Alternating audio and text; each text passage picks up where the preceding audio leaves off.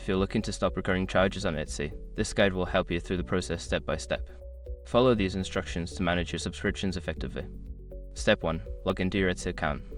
Visit the Etsy website and log into your account using your email and password. Make sure you're accessing the account where the recurring charges are occurring.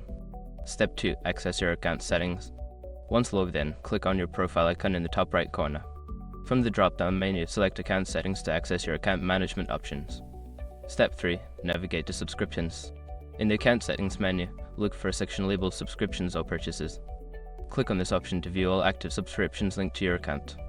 Step 4. Review active subscriptions. In the Subscriptions section, you will see a list of all active subscriptions. Review this list carefully to identify any recurring charges you wish to cancel. Step 5. Cancel unwanted subscriptions.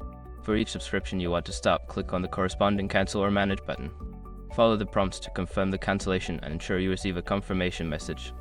After completing these steps, you should no longer incur recurring charges on your Etsy account. If you have any issues, consider reaching out to Etsy's customer support for further assistance.